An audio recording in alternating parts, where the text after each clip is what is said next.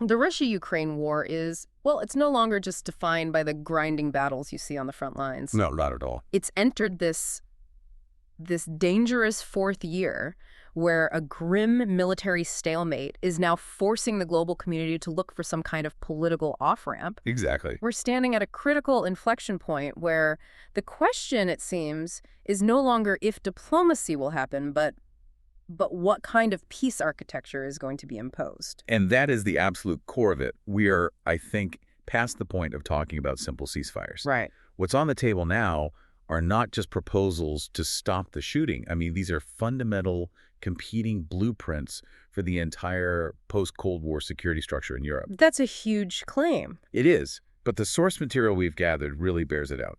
These diplomatic visions, they tell a story of absolutely existential choices. So our mission in this deep dive is to shortcut you, the listener, right to the heart of these negotiations. We've got access to what you could call the strategic DNA of three major frameworks that are trying to end this conflict. That's right. First, there's Donald Trump's, well, controversial 28-point plan, which is just rooted in this idea of transactional realpolitik. Then you have the direct response to that. Europe's rapid counterproposal, right, put forth by the UK, France, and Germany, and it's designed to sort of reinforce the old rules-based order. There's finally a third way. We've got a subsequent four-point alternative that shifts the focus entirely. It aims for something different, democratic legitimacy and structural reform over terms that are just imposed from the outside. The goal here, then, is to unpack the philosophy that's driving each one. Precisely. Are they driven by hard power bargaining and just a recognition of military facts on the ground? Or is it about adherence to international law and the principle of sovereignty? The stakes for global security feel immense. They are. This is a deep dive into diplomacy that is literally attempting to rewrite the map, the rulebook, and the very concept of national sovereignty. So let's jump straight into that core question that's driving all these global debates. Are these frameworks genuinely trying to end the war? Or are they really trying to redefine the geopolitical map of Europe by setting new and, frankly, very dangerous precedents? A great place to start. We start with the plan that has sparked the most intense reaction from both Kyiv and European capitals, Trump's 28-point blueprint. The story of how this proposal even came to be is almost as important as what's in it, because it just immediately sets the tone for everything else. It really does. The source material is very clear on this. This plan was not developed through any of the traditional channels. Not the State Department, not the Pentagon. Certainly not NATO, no. What's most striking is the method of delivery. This wasn't some treaty draft hammered out by diplomats. It was a result of very high-level, very secretive, back-channel diplomacy. And our sources say it crystallized from meetings in places like Miami. Miami, yes. Involving Donald Trump's personal envoy, a man named Steve Witkoff, Jared Kushner, and this is the crucial part, a key Russian figure, Kirill Dmitriev. The head of the Russian Sovereign Wealth Fund. The very same. So the significance of that specific meeting structure, I mean, you're bypassing the State Department, you're totally ignoring NATO coordination. That has to be a deliberate signal. It's a massive signal. It signals a shift toward a very personalized kind of diplomacy. It's about power bargaining, individual leverage, and transactional outcomes. It has nothing to do with long-established treaties or the structures of international law. It's transactionalism made manifest, as you said. It is. The plan seems to view the conflict not as a moral or legal challenge to sovereignty, but more like a complicated business restructuring. A business deal. Exactly. You consolidate your assets, you restructure your liabilities, and you aim to restore market confidence, which in this context just means global stability as quickly as you possibly can. And the initial reactions really confirmed that dynamic, didn't they? President Putin apparently called the plan a constructive basis. Which immediately set off alarm bells everywhere else. Of course. And President Zelensky very predictably called the core elements non-starters, especially, I imagine, the ones that had to do with territory. Absolutely. The lines were drawn very, very quickly. So let's get into the mechanics of it, starting with Pillar 1. The ceasefire architecture and what the analysis revealingly calls the illusion of finality. Yes. The plan calls for an immediate and permanent ceasefire on all fronts. Now, that sounds like an obvious necessity, but the fine print, as always, complicates everything. It does. The proposed mechanism puts direct Ukraine-Russia negotiations under a U.S.-chaired peace council. A U.S.-chaired council. Yes, which right away elevates the U.S. role above any multilateral European effort. Yeah. It fundamentally repositions Washington from being a key military backer to being the sole controlling mediator. And what about the withdrawal of troops? I mean, that's central to any ceasefire. It is, but this is where the language gets very tricky. The withdrawal required is not a full withdrawal to, say, pre-2022 lines. Instead, it's a move to agreed starting lines that reflect adjusted territorial realities. Okay, let's pause on that phrase. Adjusted territorial realities. For the listener, what does this diplomatic euphemism actually mean in practice? In practice, it means legitimizing or, at the very least, functionally accepting Russian military gains. So, the facts on the ground. The facts on the ground created by force, it dictates that the entire peace framework begins by validating the lines of control that were established by aggression. And this is why it's called the illusion of finality. Precisely. It provides immediate silence, the ceasefire, but it only does that by asking Ukraine to legally acknowledge a reality created by invasion. And the monitoring. That's U.S.-led, but with European enforcement forces. So it effectively binds Europe into a deal they had absolutely no hand in designing. It puts them in a very difficult position. A very difficult position. And then there's maybe the most concerning security clause in this pillar. The inclusion of, and I'm quoting here, non-binding assurances that Russia will not invade further states. Our source material labels that diplomacy by hope, not law. Which seems about right. It's an agreement that carries zero legal weight. It's a promise provided by an aggressor whose recent actions have, clearly demonstrated a complete disregard for existing international legal obligations. It suggests the architects were far more concerned with just getting to a quick political win, a quick silence, than with establishing a durable, legally enforceable security architecture for Eastern Europe. It's a foundation for peace built on sand. Very, very fragile. Okay, let's move to Pillar 2, territory. The analysis calls it the cartography of compromise, and this is where the price of that stability is explicitly named. And it is, by all accounts, the most volatile political element. It is. This section represents a profound concession, a truly foundational one. The plan explicitly proposes de jure, that's legal U.S. recognition of Crimea as Russian territory. So this goes beyond just not opposing it. This is formal international legalization of the 2014 annexation. It is. And that alone is a massive signal to Moscow and to the rest of the world that territorial conquest is, well, it's achievable through sustained military pressure. And it gets worse, right? Beyond Crimea, the plan pushes for de facto recognition. So, recognition, in fact, if not in law, of the current Russian-held parts of Donetsk, Luhansk, Kherson, and Zaporizhia. That's already a huge landmass. A massive chunk of the country. But the sources reveal a further critical layer that often gets missed. The plan demands additional Ukrainian territorial concessions beyond the current lines. Wait, so Ukraine has to give up land that Russia doesn't even occupy right now? That's exactly right. And this detail, it's often overlooked in the summary reports, but it's strategically vital. Why? What's the logic there? The logic is that it creates a buffer zone. It means that the final peace map would dictate Ukraine must surrender territory that the Russian military has not yet taken. For example? For example, perhaps areas near the existing front line that Russia views as strategically necessary for its own defense or for resource control. Things like key rail junctions or elevated terrain that offers a military advantage. So it fundamentally shifts the negotiation. It's not peace for the status quo, it's peace for further surrender. It is a demand for preemptive surrender of sovereign territory. So if Ukraine is being asked to make this extraordinary compromise, to surrender land they currently hold, what strategic gains are they offered in return? Well, the gains that are offered are very specific and very pragmatic. They're aimed more at infrastructure and access rather than at sovereignty. Like what? Ukraine would regain control of a portion of the Kharkiv region, which is currently a battlefield hotspot. It would get control of the Kakhovka Dam, which is critical for water supply to the south, and the Kinburn Spit, which is essential for maritime access and control of the Black Sea entry points. Okay, so tactical wins. Exactly. They also get guaranteed maritime access via the Dnipro River.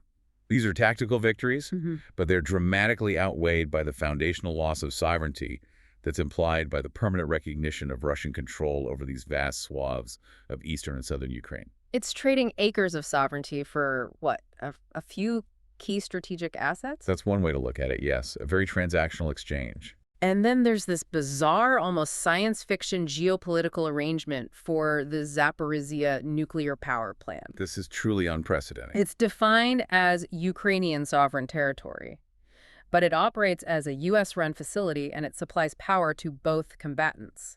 It is a geopolitical hybrid structure like nothing we've ever seen. It's an attempt to manage the immediate danger, the catastrophic risk of a nuclear accident in an active war zone through purely technical control. By outsourcing the management to a U.S. entity. Right. And while it nominally preserves Ukrainian sovereignty over the land itself, the shared power output institutionalizes the conflict. It forces these two opposing nations into an essential dependency on the plant's continued operation. So the solution is purely functional. Purely functional. It prioritizes risk management over any kind of political resolution.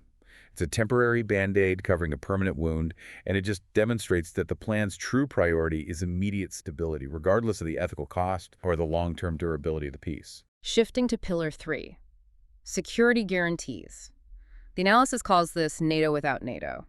And the major non-negotiable concession here seems to be that Ukraine must permanently renounce NATO membership. And amend its constitution to reflect that change, yes. This is Moscow's core geopolitical demand, isn't it? It is. This delivers it on a silver platter.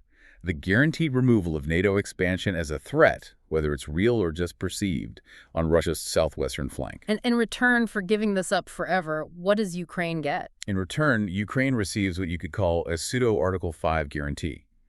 European and allied states commit to a military response if Russia reinvades, along with an automatic snapback of all sanctions. But the devil is always in the details, and our sources point to two crucial caveats here. First, no direct U.S. military involvement, and second, the guarantor protection is immediately voided if Ukraine is deemed to have provoked an escalation. And those two caveats gut the entire guarantee.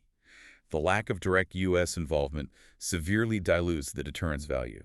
Any Article 5 style guarantee without the direct commitment of the world's most powerful military, well, it carries significantly less weight. And that provocation clause seems like a gaping loophole. It is. What constitutes provocation is infinitely malleable, especially in a post-conflict environment that's going to be teeming with low-level skirmishes, border incursions, and asymmetrical warfare. It creates an almost impossible standard for Kiev to navigate. It essentially gives Russia a veto over Ukraine's own self-defense actions. Any move Kiev makes to bolster its security could be framed as a provocation, thereby nullifying the very guarantees meant to protect it. And at the same time, the plan imposes these severe specific limitations on Ukraine's own armed forces. Yes, a cap of 600,000 personnel, restrictions on their long-range strike systems, and any foreign military presence on Ukrainian soil is severely limited. The analysis is undeniable. This transforms Ukraine into a demilitarized buffer state. That is the clear objective. The goal is to contain Ukraine's military capacity to a level that can, maybe defend its borders, but cannot project power or engage in any kind of meaningful counteroffensive. It's an outcome designed to satisfy Moscow's deep security anxieties. By permanently sawing Ukraine between East and West and denying it the ability to make sovereign choices about its own defense alignment, it's a recipe for long-term geopolitical fragility, all masked by the promise of short-term stability. Let's address Pillar 4 now, the amnesty doctrine. This is arguably the most morally controversial element, and the source material frames it as memory erased by mandate. And that's a very apt description. The plan demands a full amnesty, covering all sides. All sides. So what does that mean in practice? No war crimes prosecutions. No war crimes prosecutions, no legal accountability for any atrocities committed during the invasion, and, importantly, no reparations lawsuits for the immense damage inflicted on the country. Why would a provision that flies so directly in the face of international jurisprudence, especially concerning documented war crimes, be included as a fundamental pillar of a peace plan? It is the ultimate expression of that transactional pragmatism we talked about. The architects clearly prioritize political stability over any kind of legal or moral reckoning. Because prosecutions would be destabilizing. Extremely. Prosecuting war crimes or pursuing reparations lawsuits would provide a permanent, festering point of instability. It would be a veto on the lifting of sanctions and the normalization of relations. So by sweeping all of that legal debt under the rug, the plan attempts to achieve post-war reconciliation without reckoning. What does history suggest about peace deals that are built on that kind of historical erasure? Well, history suggests they are rarely stable. When profound injustices, like an illegal invasion and mass atrocities, are simply mandated out of existence, the political stability you achieve is highly brittle. You could look at cases like the former Yugoslavia, where the failure to fully resolve historical grievances led to cycles of renewed violence years later. So burying the conflict doesn't resolve it. It ensures that the moral and legal debts will reemerge, often violently, later down the line. It places the burden of forgiveness on the victims, and it's mandated by foreign powers. That is an extremely toxic foundation for any kind of nation building. That sets the stage for Pillar 5. Economics, which our sources say focuses on managed market realignment. It seems to balance these massive incentives for Russia with economic opportunities for U.S. and allied firms. That's the core of it. For Russia, the carrots are transformative. We're talking the gradual lifting of all sanctions imposed since 2014, including the ones related to the annexation of Crimea. All of them. All of them. Full reintegration into the G8. And a complete normalization of trade and energy. This is Moscow's grand prize. Economic absolution for military aggression. It effectively cleanses their books of any international legal punishment. And for Ukraine, what's the economic incentive for them to sign on to this? For Ukraine, the primary incentive is a massive development fund, somewhere between $100 and $300 billion. Sourced from frozen Russian assets. Sourced from those frozen Russian assets, yes. And that's coupled with U.S.-led reconstruction projects and, crucially, strategic mineral and energy deals with U.S. firms.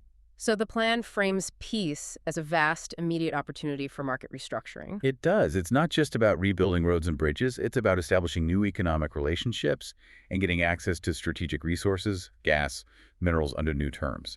This transactional model, then, its priority is restoring global market confidence as quickly as possible. Yes, and ensuring that the new economic architecture serves both geopolitical and corporate interests, even if that requires a pretty significant compromise on international legal principles.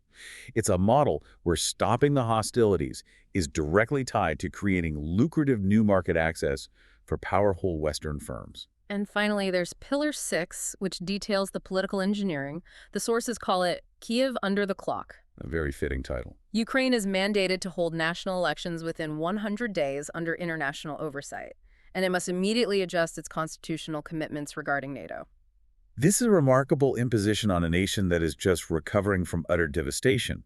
It synchronizes the foundational processes of Ukrainian sovereignty, its elections, its constitutional reform, with the geopolitical necessity that's being dictated by external powers. And that 100-day deadline. The urgency of that deadline replaces any possibility of an organic post-trauma political evolution. It demands that a nation in complete flux restructure its most fundamental laws and choose its new leadership based on an externally mandated timeline. Rather than prioritizing its own internal stability or political consensus. Exactly. It's putting the geopolitical cart before the democratic horse. So if we pull back and look at the whole package, the overriding danger of the Trump plan, as the source material starkly argues, is the precedent it would set. That's the crux of the critique, yes. It argues that territorial conquest can be retroactively legalized and that military aggression can be absolved by economic reintegration. Precisely. If this model succeeds, it sends a global signal that military conflict is just a high-stakes bargaining chip.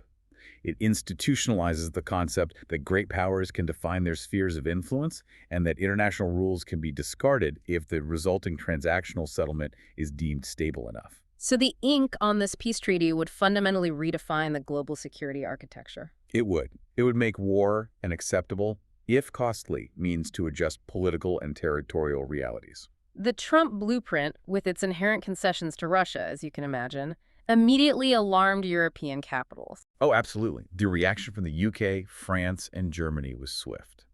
And it was based on this fundamental fear of a perceived U.S.-Russia alignment in defining Europe's own security. They saw the writing on the wall. They did.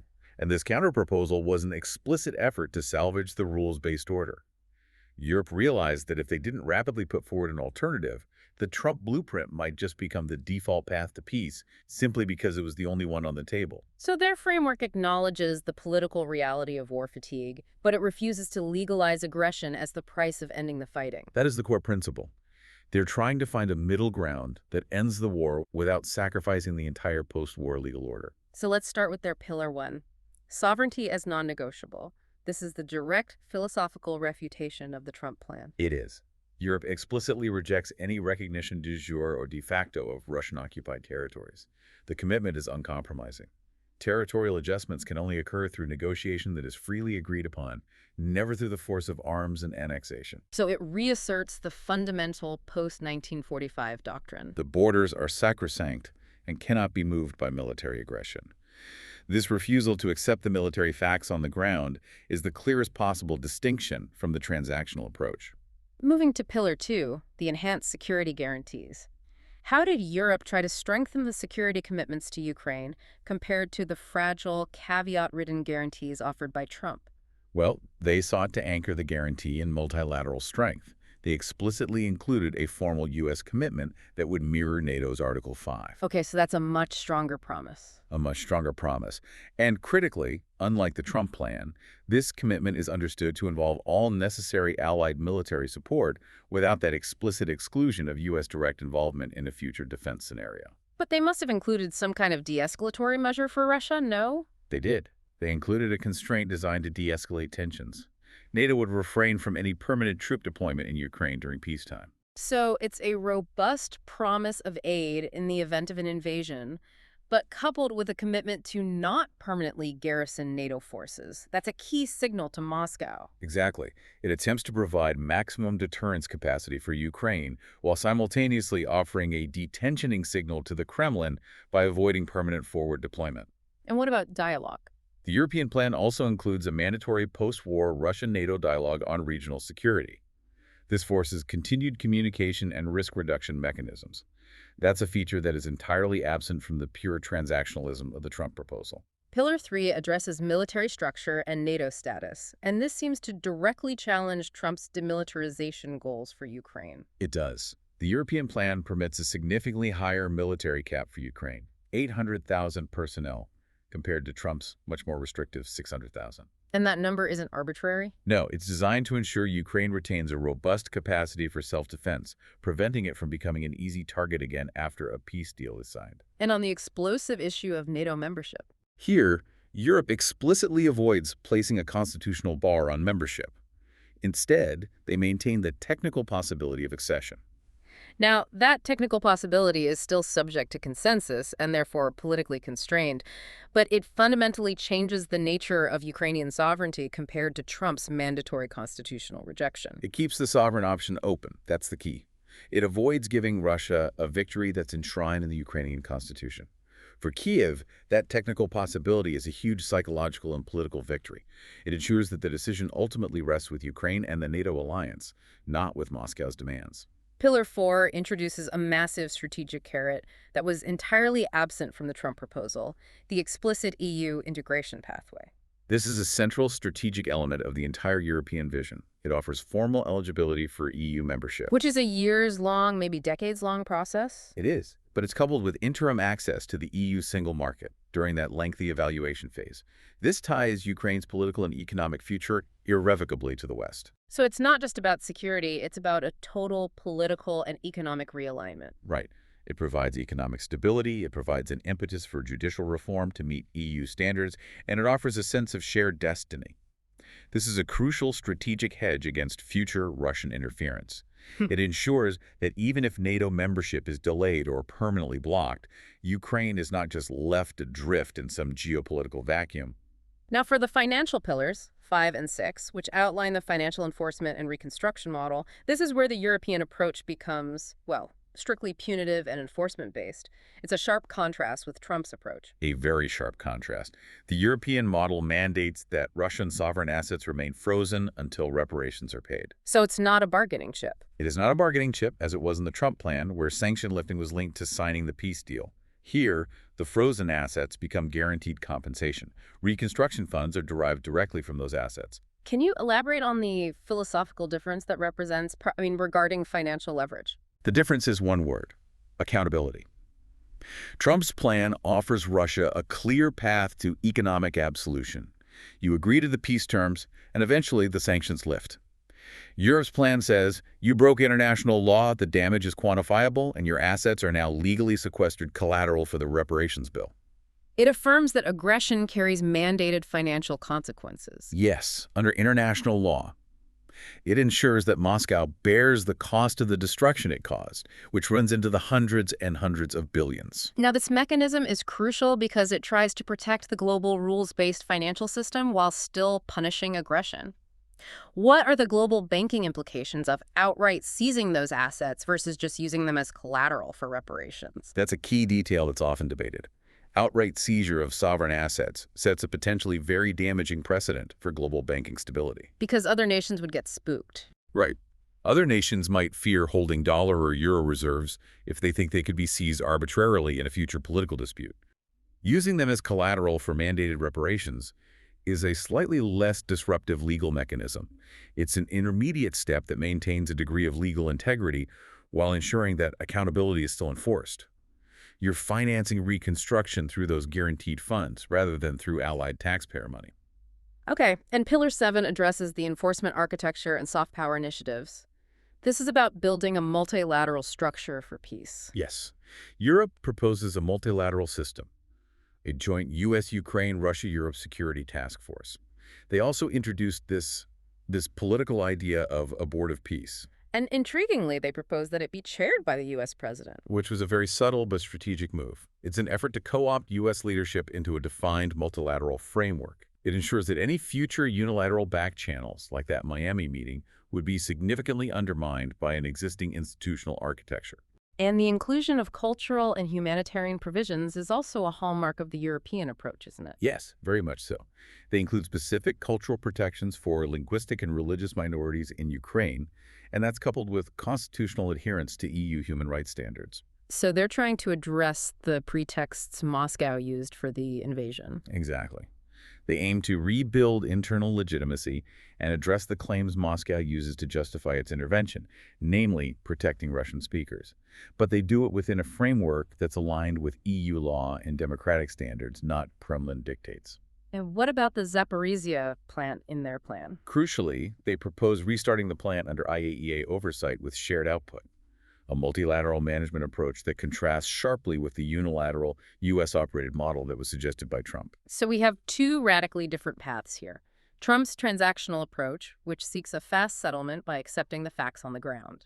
Versus Europe's structured deterrence, which is committed to preserving principles and the sanctity of sovereignty, even if it guarantees a longer, much more difficult diplomatic road. So Europe's plan is morally stronger, but we have to ask the critical question that the source material raises. How much longer and more difficult is that European road? And does Europe have the political staying power to enforce a plan that completely avoids recognizing the territorial facts on the ground? By maintaining this maximalist position on sovereignty, they risk institutionalizing a stalemate, a frozen war, where the fighting stops, but the political and legal core of the conflict remains dangerously unresolved. All right, so let's move past the specific policy details and really examine the ideological clash here. We're witnessing a debate over the very definition of peace in the 21st century. That's what it is. It's a tectonic collision between two foundational geopolitical philosophies, hard transactional realpolitik, as embodied by the Trump plan, Versus the commitment to a rules-based international order, which is championed by the European counterproposal. Exactly. Let's use a comparative snapshot to synthesize these differences, starting with the most visceral divide, territorial recognition. The contrast here is all about whether conquest can be legalized. Trump's framework essentially says, look, let's define a new stable map based on the military outcomes and just negotiate forward from there. Which implies that the cost of immediate peace is the ratification of aggression. Right. Europe, conversely, says that map is illegitimate and we will not, under any circumstances, ratify brute force. This position guarantees a much harder path because Russia has no incentive to give up territory it believes it has won. But it maintains that foundational international principle. Okay, moving to military limitations. Trump demands a significant demilitarization, a cap of 600,000 personnel, severe restrictions on long-range weapons. It basically creates a buffer state. While Europe allows for 800,000 personnel and leaves that technical possibility of NATO membership open. So the contrast there is between containment and robust deterrence. It is. Trump prioritizes containing Ukraine's ability to act aggressively, which is designed to reassure Russia. Europe prioritizes ensuring Ukraine retains sufficient sovereign deterrence capacity to make any future invasion prohibitively expensive. They are banking on robust self-defense backed by international guarantees. And the different approaches to financial leverage are incredibly revealing about the underlying philosophy. They really are. Trump links sanction lifting to the peace deal and uses frozen assets for general reconstruction. Europe mandates those frozen assets are for reparations first, making sanction lifting a totally separate issue that's contingent on future Russian behavior. And this reveals the deep subtext of the whole debate. Trump's approach is fundamentally transactional diplomacy. Stability and market access are exchanged for territory and a constitutional restructuring of Ukraine. Whereas Europe's approach is centered on the rules-based order. Right. Aggression carries mandated consequences, and accountability has to come before any kind of economic reintegration. The financial model tells you exactly who is viewed as the responsible party for the crisis. We're essentially seeing a clash between two public sentiments then. Conflict fatigue versus sovereignty resilience. That's a great way to frame it. The Trump plan reflects a profound weariness in the West, a prioritization of an immediate end to the conflict above all else, even if that means rewarding the aggressor and setting a very dangerous global precedent. And the European plan. That's driven by a deep historical anxiety over the return of great power spheres of influence. It prioritizes the resilience of the nation-state and the maintenance of international boundaries. Trump's blueprint also explicitly endorses the idea of spheres of influence, a negotiated end to NATO expansion, defining Ukraine as a buffer state that cannot freely choose its security alignment. Whereas Europe insists on collective security. Yeah. A system where Ukraine's future, even if it's constrained by neutrality concerns, must ultimately be tied to EU standards and robust multilateral guarantees. It rejects the idea that Moscow has a permanent veto over Kyiv's sovereign choices. And the diplomatic fallout just confirms these ideological trenches. Completely. Russia welcomed Trump's framework as workable. European leaders, people like Starmer, Merz, Tusk, they all stressed the need for a just peace, and they warned that Russian concessions simply encouraged the next act of aggression. So here is where the analysis becomes truly critical, focusing on the historical precedent. If Trump's model succeeds, what does the world learn from that? If the transactional model holds sway, it fundamentally alters global governance. The president has established that sovereignty is conditional on military outcome, and aggression can be laundered through diplomacy. War becomes a tool of negotiation, not a taboo act. And if Europe's model prevails, It reaffirms that post-1945 doctrine. Borders cannot be altered by tanks. The philosophical referendum here is stark. Is peace merely the silence of guns, or is it the maintenance of justice and law beneath that silence? And since neither plan seems capable of perfectly delivering both justice and stability, we have to look for a third way. so we have the realpolitik blueprint from Trump and the rules-based deterrence model from Europe. But even the principled European plan is critiqued in our source material as being fundamentally flawed. You mentioned it risks institutionalizing a frozen conflict. Let's expand on why that is. Well, the European plan, for all its strengths, strategically sidesteps the two most difficult issues: territory and NATO status. It kicks the can down the road. It does. By refusing to budge on territorial recognition, it gives Russia no incentive to agree to a ceasefire beyond, a temporary pause to rearm. And by leaving NATO membership ambiguous, it guarantees continued Russian hostility. So it effectively institutionalizes a stalemate. It freezes the conflict geographically without resolving the political, the emotional, or the legal core of it. And a frozen war is merely a postponed war. It is guaranteed to reignite when conditions change. And this highlights the philosophical gap. Both of the existing plans seek to impose a framework from the outside. The four-point alternative, however, seeks to transform the conflict from a contest of artillery into a process of political healing and democratic legitimacy. It requires, as the sources say, genuine structural courage from Ukraine and its allies. It starts with the premise that long-term peace cannot be enforced. It has to be legitimized from within. Let's examine the first pillar: mutual ceasefire and demilitarized buffer zones. The mechanism calls for an immediate, verifiable ceasefire, but crucially, it also calls for a withdrawal of both Russian and Ukrainian forces 50 miles from the disputed front lines. And this creates significant demilitarized buffer zones. The enforcement mechanism here is key. The vacated areas are to be patrolled by UN peacekeepers drawn exclusively from neutral nations. The sources specifically name India, Nepal, and Brazil as examples. Yes, and that guarantees impartiality. That is a crucial element for ensuring both Kyiv and Moscow can actually trust the ceasefire mechanism. So this step, the 50-mile withdrawal and the neutral patrolling it, achieves something the other plans miss. It freezes the guns without freezing the injustice. That's the goal. It creates time and space for diplomacy without requiring an immediate territorial surrender from either side. It restores time for civilians to begin returning and for humanitarian corridors to function securely. The buffer zone is designed not as a permanent political entity then. No, it's a temporary security-mandated space. It provides the necessary vacuum for the political process, which we'll get to in Pillars 3 and 4, to take root. That's unlike Trump's plan, which demands the territorial concession before the security architecture is even stable. Okay, Pillar 2 focuses on the human catastrophe, refugee return, and coordinated reconstruction. It guarantees the return of millions of displaced Ukrainians under international security protocols. And here we find a very innovative financial solution. Instead of outright seizure, which was the European model, or linkage to general sanction lifting, which was the Trump model, this plan proposes using the estimated $300 billion in frozen Russian sovereign assets as collateral for rebuilding. Can you break down the practical difference between using it as collateral versus outright seizure? What does that mean for the global financial system? Outright seizure is legally complex, as we discussed, and it can destabilize the global financial order.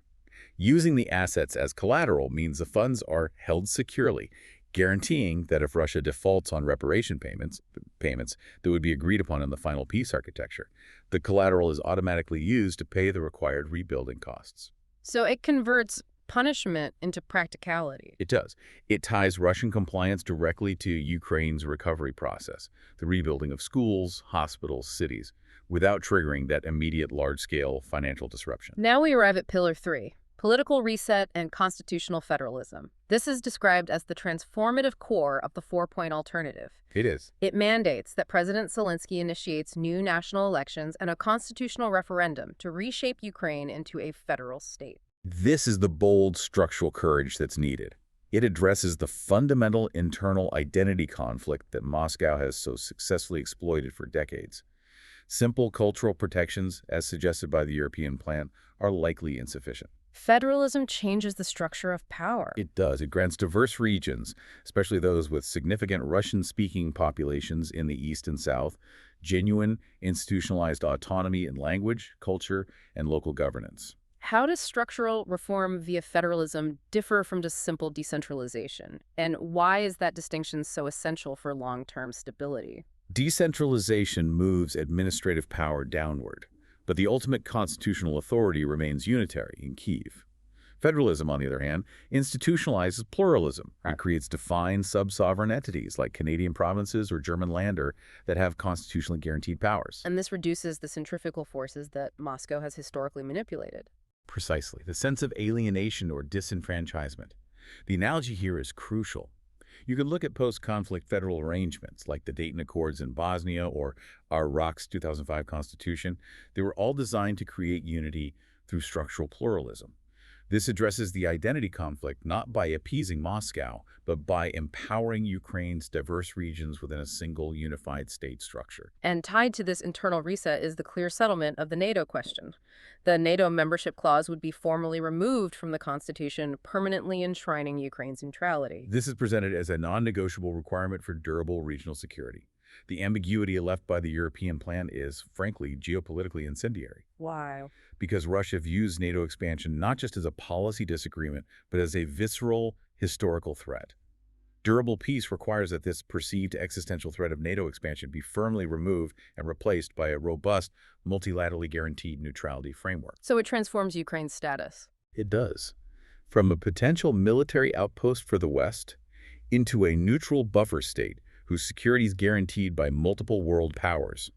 It's a structural solution that minimizes the incentives for any future invasion. And finally, Pillar 4, which is the boldest element. It addresses territory through what the sources are calling ballot box logic. This is the most crucial departure from the other two plans. Within 1 year of the ceasefire, the four-point plan mandates internationally supervised plebiscites referendums in Crimea and all other disputed regions. And what are the choices for the residents? They're given 3 choices.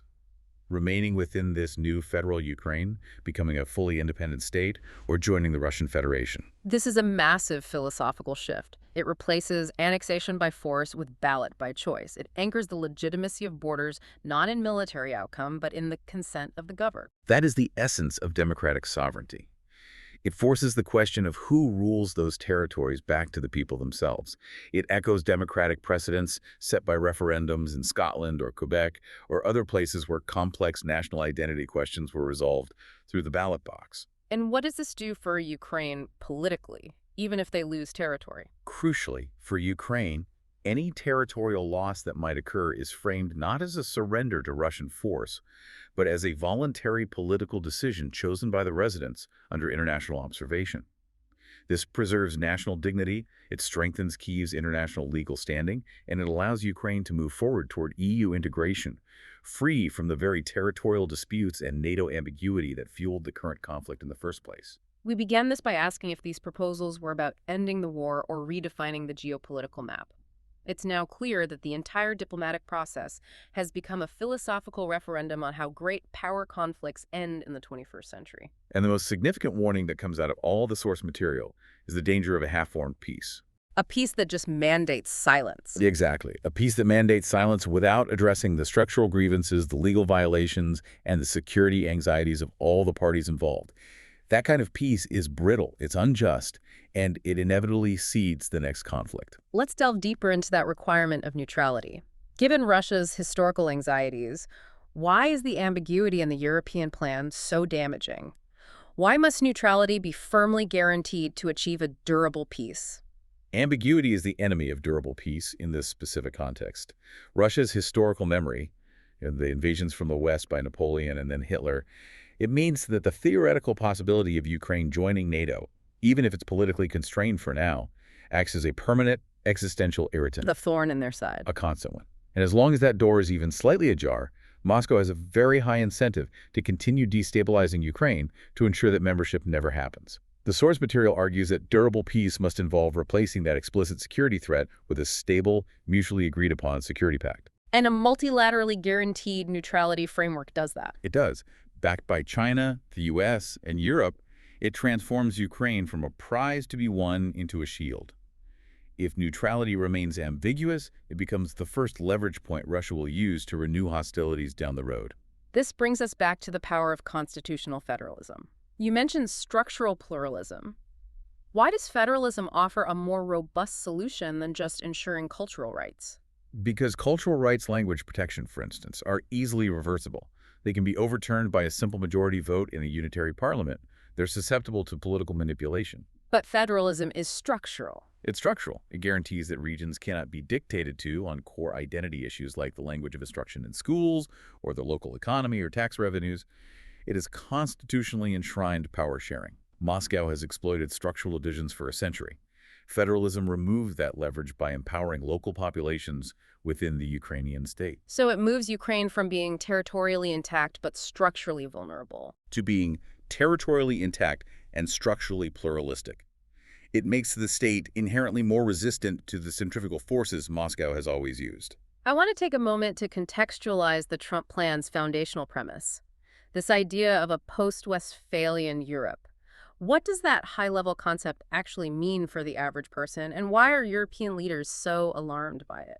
The Westphalian system, established way back in 1648, is the bedrock of the modern international order. Its the core tenets are absolute state sovereignty and the inviolability of borders. So when we talk about a post-Westphalian Europe in this context, we mean that the fundamental rules of the game are changing.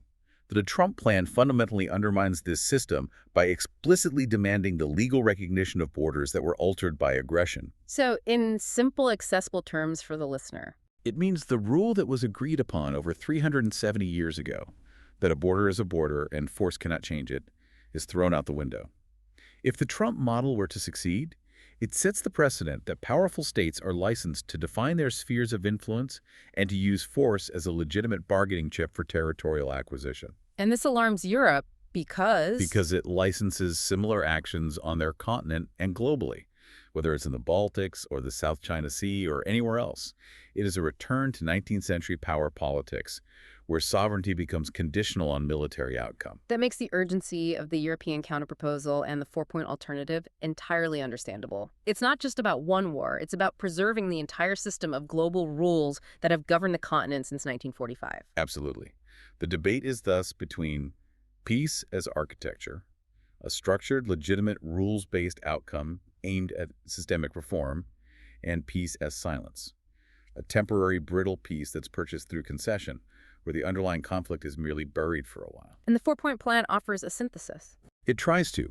It aims for structure and legitimacy while acknowledging the realpolitik requirement of addressing Russia's core security anxieties, specifically NATO neutrality. But it achieves it through a democratic, non-coercive process. By using that ballot box logic, the UN-supervised referendums, the four-point plan shifts the focus from battlefield logic to the logic of consent. Why is that shift so vital for the kind of global political transformation needed to end this conflict permanently? The shift is vital because it addresses the moral core of the conflict. Russia claims to be protecting the rights of Russian speakers and defending them from Kiev. The pretext for invasion. The pretext. If the residents of Crimea or the Donbass freely choose their own political future under internationally verified conditions, it deprives Russia of its moral high ground and its pretext for continued military action. Then for Ukraine.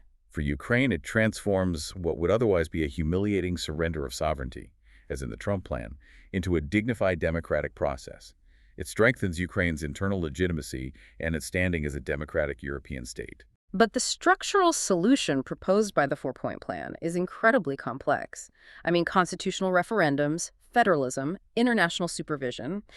Considering the enormous political difficulty and the time required for that kind of structural change, is this blueprint perhaps too idealistic to be practical? And that is the ultimate critique of it, isn't it? The Trump plan offers simplicity and speed. The four-point plan offers legitimacy and durability, but that requires immense time and political commitment. And a lot of trust that all parties will stick to the process. A lot of trust. However, our source analysis suggests that anything less than this kind of structural courage risks a peace so brittle that the war will simply restart within a generation. For a peace to be durable, it has to resolve the core political identity disputes and the security conflicts, not just pause the fighting. So the sources imply that if leaders are willing to accept complexity now, they prevent tragedy later. The risk of idealism failing is preferable to the guarantee of conflict resuming under an unjust settlement. So in summary, the central tension for global decision-makers remains this strategic choice between two evils: sacrificing principle for short-term stability or risking an extended conflict while trying to uphold international law. That's the essential conflict. Yep. And the four-point plan tries to break that dichotomy by proving that a structural path exists, one that allows for accountability through reparations, addresses security anxieties through neutrality, and settles identity conflicts through federalism and plebiscites, all while retaining Ukrainian sovereignty over the process itself. It is designed to be a path that both sides can live with, even if neither side loves every single detail. We have completed an exhaustive deep dive into the diplomatic battle for Ukraine's future. We've analyzed Donald Trump's transactional partition model, Europe's rules-based deterrence, and the transformative path offered by the four-point alternative, which is rooted in federalism and popular consent. The core conflict for you to track as this moves forward is this. Is peace defined by recognizing military facts on the ground, which is the model of transactional realpolitik? Or must peace be achieved by upholding the principles of sovereignty and democratic consent, even if that requires difficult and very complex structural reform? So what does this all mean for the history books and for you, the global citizen tracking this conflict? This deep dive has shown that diplomacy holds two very different options. It can either ratify brute force by accepting the current lines of control as the starting point for a settlement, or it can attempt to transform trauma into a legitimate, accountable political process. The decision being made right now is not just about ending this war. No. You must consider which framework, if it's implemented, creates a precedent that prevents the next war, rather than simply defining the terms of victory or defeat for the last one. Peace must be a stable, durable architecture, not merely silence.